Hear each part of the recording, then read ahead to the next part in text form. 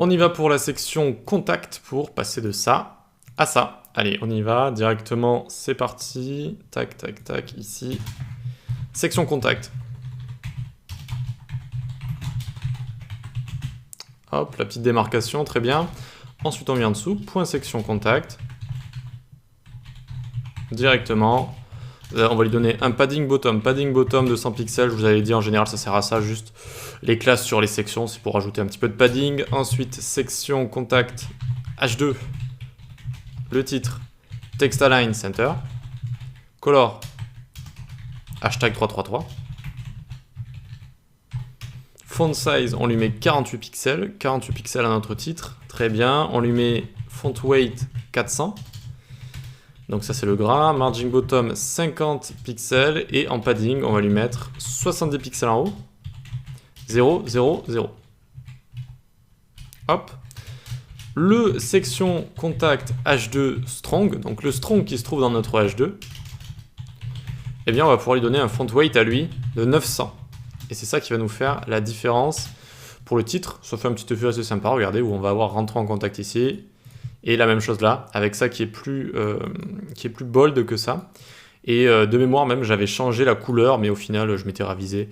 Et du coup, j'avais juste laissé le font weight. Mais du coup, on peut l'enlever, vous allez me dire. Parce que ça fait la même chose. Pourquoi?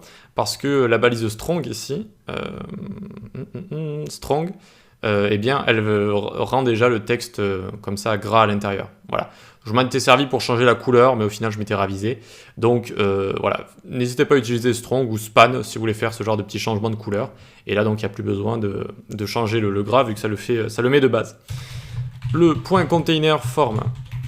On lui met margin 0 auto, c'est celui qui va contenir tout notre formulaire. On le centre et on lui donne une width de 70%. Voilà, pour qu'il puisse être fluide et responsive, il prend une width de 70%. Form group, c'est ce qui entoure tout ce qui est input, bouton, etc. Et donc à chaque fois, ça va prendre un position relative et un margin bottom de 45 pixels. Tous les labels, donc form group, label, on leur met une couleur, hashtag AAA. C'est gris, si je dis pas de bêtises, gris. Font size 20 pixels. Ensuite, les inputs, on va les styliser. Form group input. On les display block, car de base, ce sont des displays inline, les inputs. Donc display block, ensuite on les width 100%, prennent 100% de la largeur.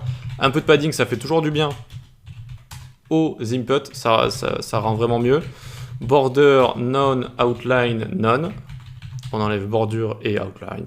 Ensuite, on enlève également le BG, background, none. On les met border bottom de 3 pixels solide. On a juste envie d'avoir la bordure du bas, ça donne un effet assez sympa au design. Une couleur à l'intérieur de 666, qui est un gris plus foncé. Et enfin, un petit font size de 20 pixels comme ça. Et donc, normalement, on devrait déjà avoir nos inputs de fait. Vous voyez, donc on a juste gardé la bordure du bas. On leur a fait prendre 100% de la largeur, c'est-à-dire 70% de la largeur totale du viewport, vu que notre container fait 70%. Et puis voilà, ça commence déjà à être pas mal ces petits inputs ici. On peut s'occuper du text area. Donc on vient là, tac, tac, tac, text area. Une width de 100% également. Une hauteur de 200 pixels à lui. Border none. Donc voilà, c'est une zone de texte. On stylise tout ça. Hashtag AAA, alors hashtag AAA ici. Border radius, on arrondit légèrement les angles de notre box, 3 pixels. On rajoute du padding de 5 pixels. On lui met resize none pour empêcher le comportement qui permet de resize les text area. Voilà, on met resize none. Outline none. Font size à l'intérieur du text area 20 pixels. Et background F1, F1, F1. F1, F1, F1. Ok. Donc le text area est fait, on s'occupe maintenant de form group nth child 4. Hop, c'est-à-dire le form group du bouton à la fin. On lui met juste un margin bottom de 25 pixels ici. 25. Ok, donc voyons voir ce qu'on a là. Très bien, on a notre text area, super. Notre bouton qui est un petit peu décollé de tout ça, tout va bien. Eh bien, il faut maintenant s'occuper de ce bouton. À force de parler, j'ai la gorge sèche. Donc ici, on s'occupe du bouton, c'est parti avec la petite animation, regardez. Alors, on est là, tac, une animation assez sympa. En fait, ce qu'on va faire, on va faire un background à notre bouton. Le background, on va le décaler sur le côté et on va faire en sorte qu'on ne puisse pas le voir. Et dès qu'on va passer dessus, on va refaire passer le background de droite à gauche. Donc vous allez voir comment on fait ça. On vient ici, point form group, point button sub. Donc le bouton qu'il y a dans form group. On lui met un display block. On lui met une width auto par rapport au contenu qui est à l'intérieur. À l'intérieur, on s'occupe du padding avec 15 pixels à gauche, en haut et en bas, 60 pixels à gauche et à droite. Border, 3 pixels. Solide, RGB, 144, 144, 144. Super. On a envie d'avoir une pils, donc on fait border radius, hop, 999 pixels, ici, très bien. Et maintenant, on lui met une background image, comme ça. Linear gradient, hop, to right. La moitié va être transparente avec transparent 50%, comme ça, transparent 50%. L'autre moitié va être le dégradé, qui va partir de RGB 65, 65, 65, 50% de 50%, je reviens dessus juste après, 134, 134, 134. Ok, donc on va voir à quoi ça ressemble. Juste avant, ici, c'est bien button sub la classe, et j'avais fait une petite erreur, j'avais mis juste un T ici, donc n'oubliez pas de mettre 2 T. Et regardez ce que ça donne, hop.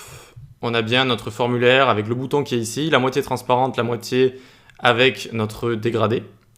Et donc maintenant, ce qu'on va lui donner, c'est un background size 200%. 200%. Et donc, le transparent a pris tout l'espace qu'il y a ici. Et là, de ce côté, il faut s'imaginer un background avec notre dégradé. Voilà, donc il est passé ici. Et quand on va surveiller notre bouton, on refera venir le background vers la gauche. Donc on peut venir ici, on va lui mettre couleur hashtag 333, font size 24 pixels, font weight 500 et cursor pointer pour montrer qu'on peut cliquer dessus. Maintenant on va pouvoir lui faire la petite animation, point form group, point button sub over. Quand on va le survoler, la couleur va passer en blanche. Background position, on va le faire glisser. On va le remettre à 100%. Donc là, maintenant, la taille est de 200%. On va le faire glisser de gauche à droite en l'amenant à background position 100%. Et border, 3 pixels, solide, hashtag FFF. Voyons voir si ça fonctionne. On vient là, tac. Et on a notre animation qui se fait instantanément vu qu'il manque une transition. Il manque une petite transition ici. All 0,2 secondes is in out.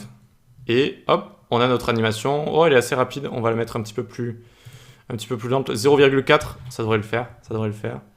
Donc hop, on passe dessus et ça vient tirer si on veut. On vient changer de position en fait dans le background. Si on a la place, je vous en ai déjà parlé quand on avait des très grandes images, qu'on pouvait bouger dans les images. Ben en fait, c'est ce qu'on fait là. On va bouger dans le fond, vu qu'il est à 200%, eh bien on peut aller naviguer dedans, et en fait on va venir naviguer dans la partie dégradée du fond. Voilà, et ça nous fait cet effet vraiment cool, il est vraiment sympa. Allez, on s'occupe du footer et également des media query, ça va être assez rapide avec ça. Vu qu'on a donné une width de 70% à notre formulaire et que les formulaires de base ils peuvent se rétrécir assez facilement, eh bien on a besoin juste que d'un media query ici, @mediascreen nmaxwidth. Alors nmaxwidth 1300 pixels, tac. Point section contact H2, on va juste changer légèrement le padding. Il va passer à 70 pixels en haut, 000, ok. Le container form, on va lui enlever le padding left, 0. Et voyons voir déjà ce que ça nous donne ici. On ouvre la console, toggle device toolbar. Vous voyez que vu que c'est à 70% le formulaire, ça se réduit très facilement. Ça se réduit, tac, tac, tac, tac. Et jusqu'à 320 pixels, hein, ça fonctionne bien comme ça. Ça fonctionne bien, hop, 320 pixels, c'est ok. C'est bon, pas besoin de rajouter quoi que ce soit de plus. On va juste s'occuper du footer, là, le petit footer en dessous. On y va, tac, tac, tac, hop.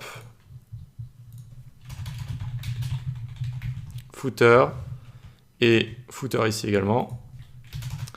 Alors, lui pour s'en occuper, on va lui mettre un border top, un pixel, solide, hashtag 333.